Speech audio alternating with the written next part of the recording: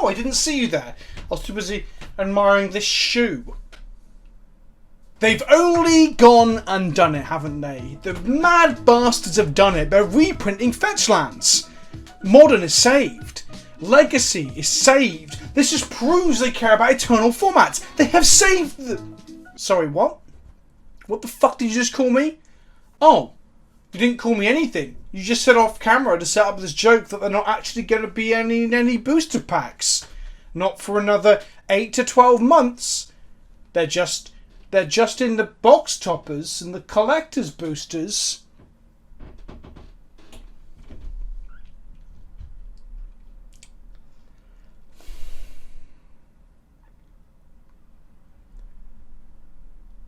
Ugh.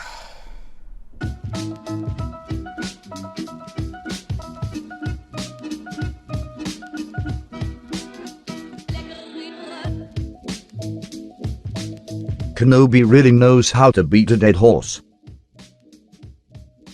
I'm going to address this kind of comment quickly as well. People keep saying how I'm flogging a dead horse or whatever when it comes to Fetchland videos or Fetchland as a topic. The thing is, if people stopped tagging me on Twitter or commenting on older videos asking what I thought, or DMing me, or asking me on Discord, or asking me in Twitch chat, or just in general, then maybe I wouldn't feel the need to talk about them. But it seems like people care and want to talk about them and want to hear what I have to say about them as being a vocal proponent of the older formats and the need for Fetchlands for those formats. So as long as that demand is there and people want to have that conversation, I will continue to do so. If you don't like the videos, that's cool. I'm not going to tell you to fuck off or anything. I bet you thought I was going to. I'm just going to say, if you don't like the Fetchland videos, don't watch them. It's cool. I should have some modern gameplay going up tomorrow. So just click for the video, check out the modern gameplay tomorrow. Probably play a deck without Fetchlands because they're too expensive. But yeah, if you don't like the conversation on Fetchlands, don't get involved with it. That's fine. Not all videos are for you, but not in the kind of way where I put them behind a paywall or charge you more like Wizards of the Coast would. Got 'em. Also, if you've come looking for Warhammer Wednesday, there isn't a Warhammer Wednesday this week. A, it was bank holiday weekend in England, so I had a long weekend, which ate into my week's working time. And B, Wizards decided to drop 15,000 announcements, most of which were really exciting and cool. So I've got a lot to talk about in Magic this week, as I was playing some Magic. So no Warhammer video this week, but Warhammer Wednesday will resume next week from Wednesday onwards. Right, where are the Fetchlands? Let me at them! Let me at them! Give me those juicy Fetchlands to crack! Where are they? They're coming back as expeditions, but they aren't expeditions. They're box toppers. Normal booster boxes will get a non-foil. Set booster boxes get a non-foil. Collector booster boxes get 2 non-foil expeditions. But hold on, some of you say not all of the box toppers are Fetchlands. They're all expeditions, but not expeditions in the sense that you're thinking, not in the established phrasing that they have used in the past and the community understands. There's something different which I'm going to come to in a moment, and not all of the 30 potential box toppers, which are all expeditions but not Fetchlands, not all of the 30 potential box toppers are Fetchlands. As you can see here, courtesy of mythicspoiler.com, we have the 5 Fastlands, all 10 Fetchlands, Celestial Colonnading Creeping Tar Pit, 2 relatively desirable creature lands there, Valakut the Molten Pinnacle, which is such an iconic part of Zendikar's landscape it'd be a shame not to include it, Grove of the Burn Willows, only Horizon Canopy from the Canopy cycle, but it makes sense, it's the iconic one, Strip Mine, Wasteland, all 5 of the command lands as I call them from Battle Bond, Ancient Doom, Prismatic Vista and Cavern of Souls. Did I say Strip Mine? I think I said Strip Mine. Those are the lands being involved in this 30 card box topper extravaganza.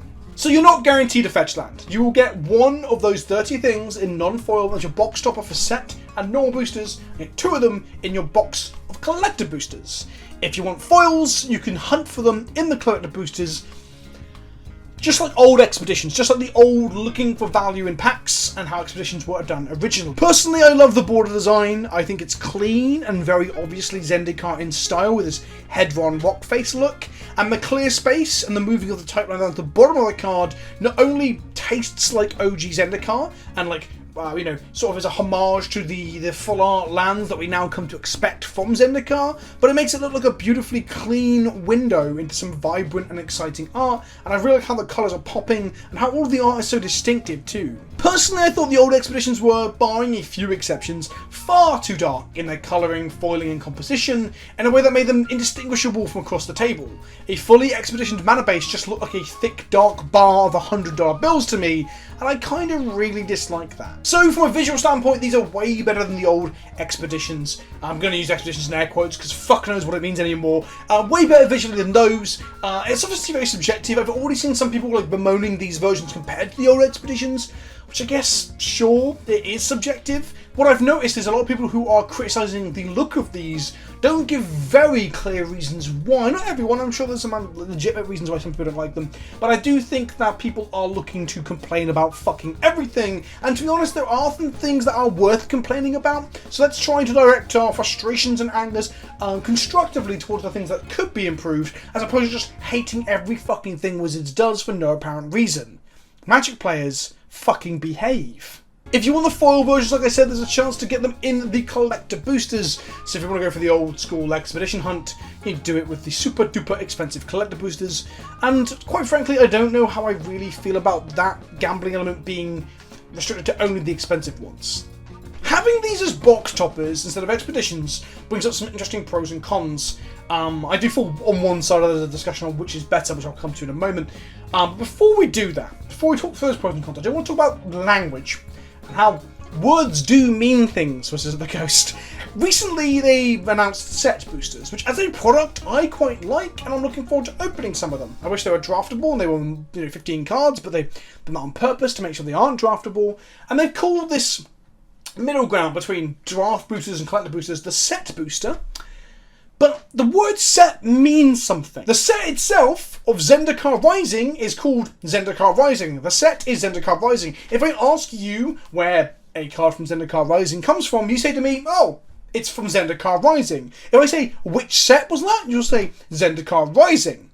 But now we have set boosters, which aren't the draft boosters. The draft boosters are also filled with cards from the set, but we have set boosters too, and collector boosters. Now, some people have bemoaned and complained that it's difficult to understand what's in what booster, and to be fair, I don't think it's that complicated. I mean, telling you the specifics of what's in collectors or set boosters is like, it's literally deciphering an alien fucking language, but it's easy to understand which booster does what. However, like using unclear terminology, especially terminology that's so close to each other in proximity in terms of when you would use them, is just stupid. I don't really understand how that got through a basic design and end user and discussion around like conveying information discussion. How that got through with a multi-million-dollar company making the biggest card game in the world, I don't know. Meanwhile, we've got a second example of this now with the word expedition. Now, I've mentioned it several times in this video and I've used it interchangeably with two different variations of what it actually means.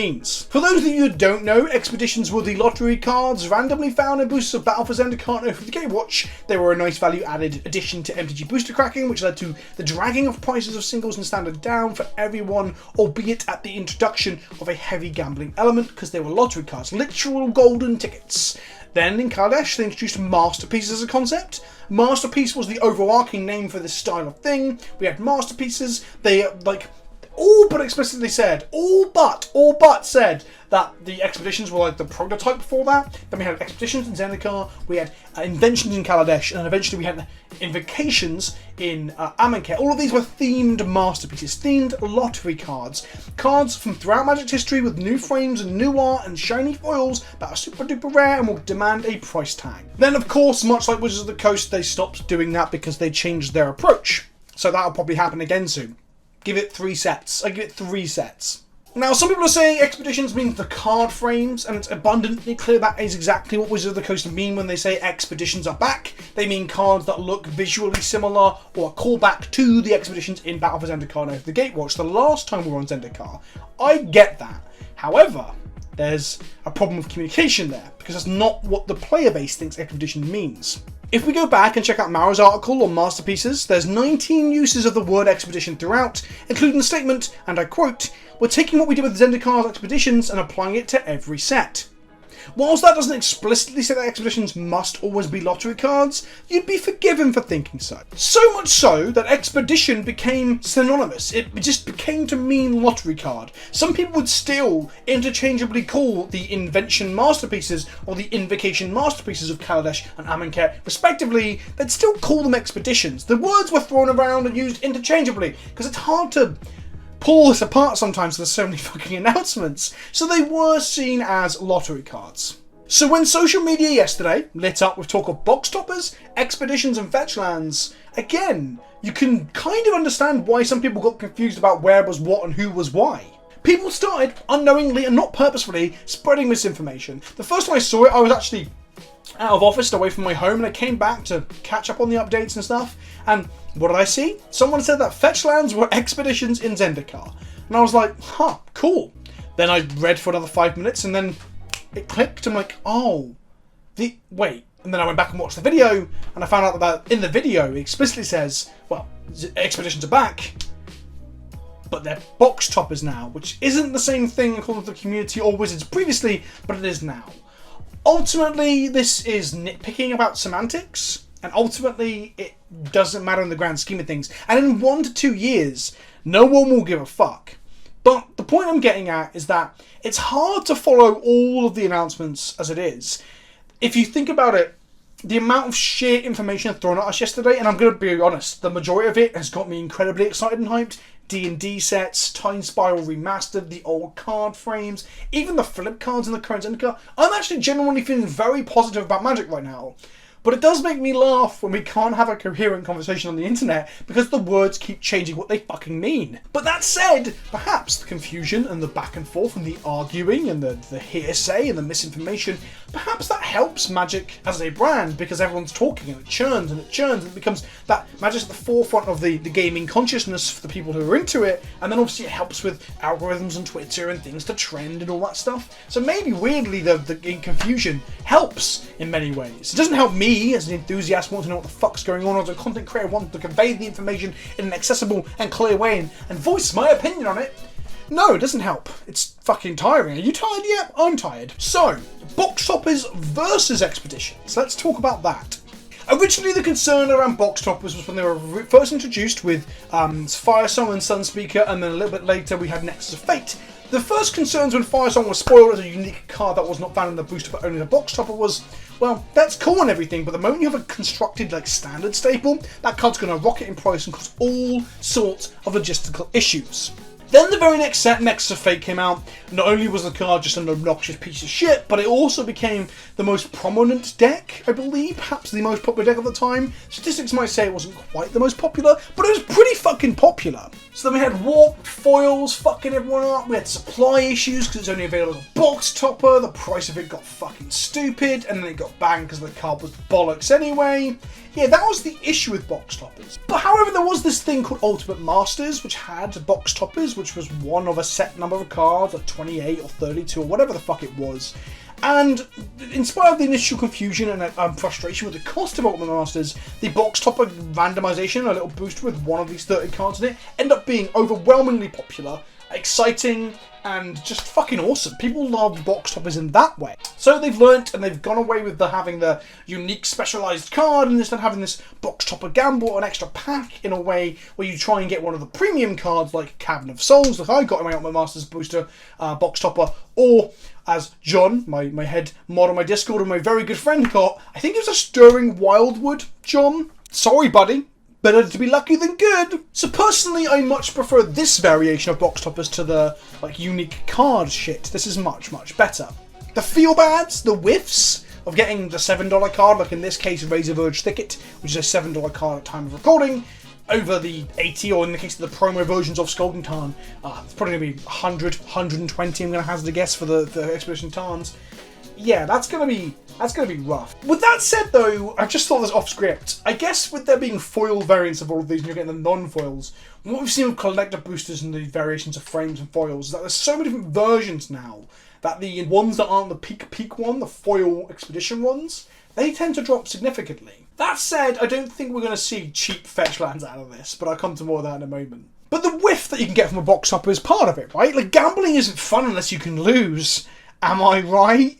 God, that's a sentence that I don't like to say out loud. That makes me feel a bit sick. So it incentivizes people to buy boxes, incentivizes people to go to local game stores and pre-order boxes because they come out at premium, because a full complete box will come with a box topper. Used to be a box topper were to incentivize people from buying only from LGSs, but I think they come in every box now, as far as I understand it. But still, it does incentivize pre-orders and purchases through your stores. That's a good thing. There's pros and cons. Like, everyone is now guaranteed to get a box topper when you open your box. Like, during Battle for Zendikar, or I guess it was Oath actually, I opened approximately 5 boxes worth of product until I opened my first expedition through like pre-release winnings and the box that I bought and the side events of GPs like Bologna and stuff at the time.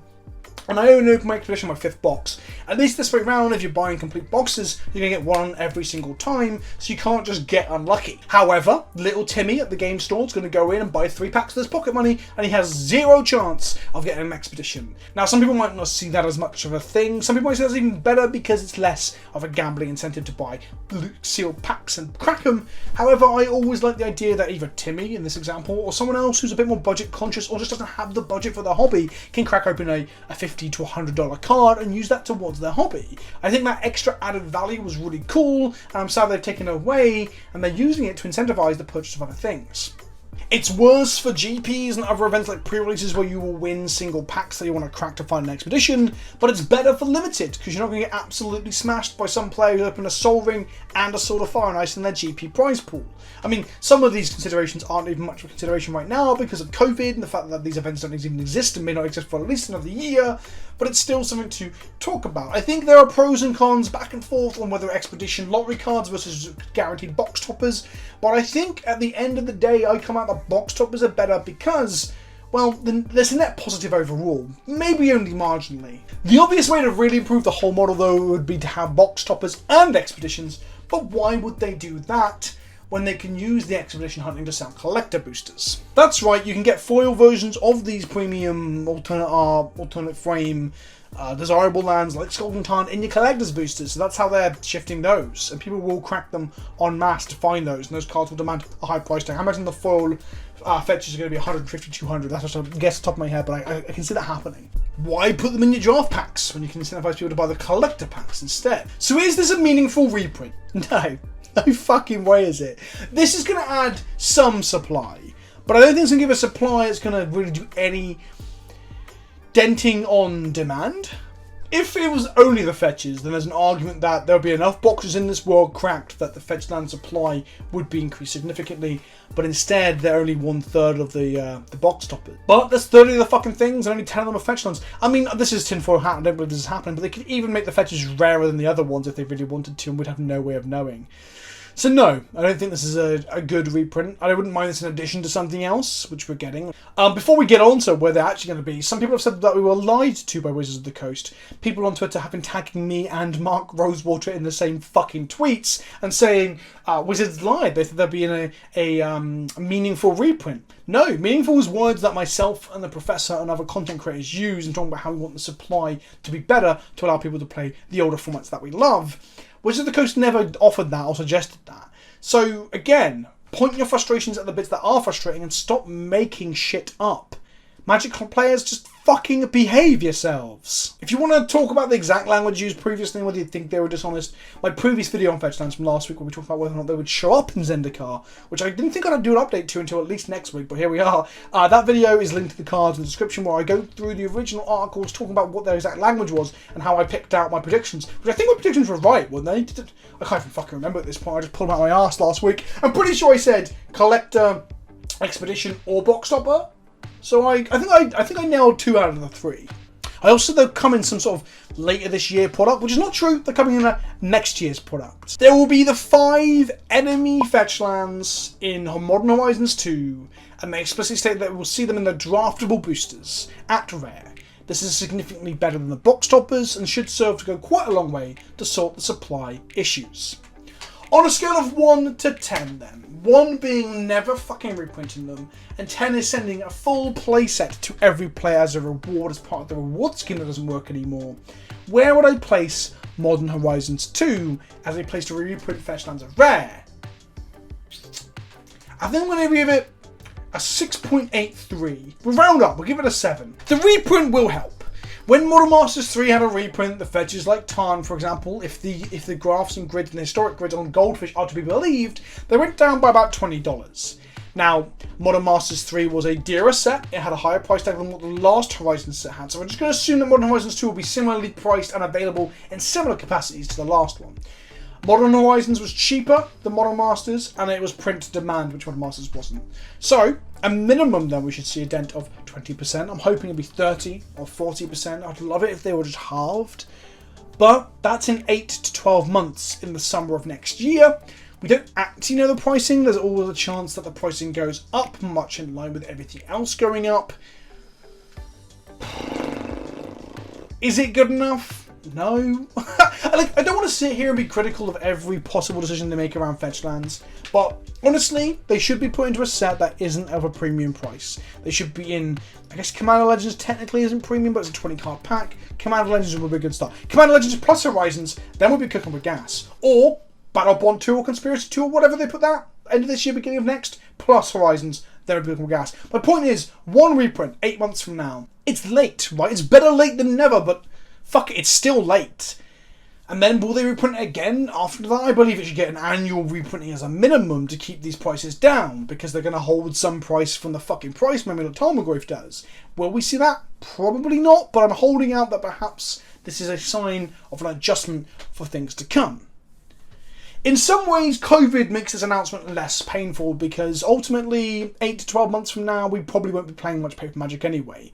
So side events and legacy events and modern events and stuff like that won't necessarily be even being played. So the whole stress of not having these cards come into the community is less, I guess. But there's also this problem that these formats might struggle on the other side of COVID, because people might be selling their decks off as we're approaching a financially tumultuous time. So making all the cards or keeping them expensive probably means that those formats are going to suffer. But if we're really into nitty gritty of what's going to happen during the future economic crises that we will see, I think Magic doesn't even fucking factor into that. There's going to be much worse shit than that. So I believe they should have been in some normal price booster, but Modern Horizons is I'll take it. And I believe it should be sooner. But again, I'll take it. This isn't me saying we're done and it's fixed, but I'm also not saying what they're doing is completely horrible. And also, before you start DMing or tagging or whatever, Gavin Verhey or Blake or Mark Rosewater or any of that stuff from Wizards, just don't fucking do it. Like, those people, I believe, although they have some input on reprints, don't have input on this kind of reprint. I've said it before as a bit of speculation, complete tinfoil hat to an extent. I believe this is decided by someone else who has to look at the secondary market and decide how much reprint equity they can use. So please don't bombard those people with like shit, giving them shit, because that's not fair on them, because it's not their fucking job to manage the secondary market. Two of those people are game designers, design the game to try and keep it fun and exciting. And lastly, the reprint equity thing is interesting because with Modern Horizons 2, if it's no reprints barring the Fetchlands, it's them using up some existing equity and generating more by printing more absurd, dumb stuff that's going to rock the foundations of Legacy and Modern. So that's probably why they can fit them in there compared to, I don't know, a core set. So I've been Vince, also known as PleasantKenobi on the internet. This has been your mandated fucking Fetchland video for the week, or maybe the month, hopefully. Hopefully I won't have to make another one of these for a while now, and we can talk about other cool stuff, and excitement, and predictions that don't involve fucking Fetchlands, and also hopefully the formats that I enjoy survive through another Horizons and a lack of a meaningful reprint of Fetchlands for another year. So, tell me what you think in the comment section below. Have I hit the nail on the head? Am I wrong about something? Do you think I'm being too negative? Do you think I'm being too positive and letting them slide? I'm interested. I like hearing the feeling. I like having my finger on the pulse. I like the zeitgeist spinning in my asshole. So, let me know in the comment section below. Ring the fucking bell, subscribe, smash that like button, and I'll see you all soon. Ta-ta for now, bitches.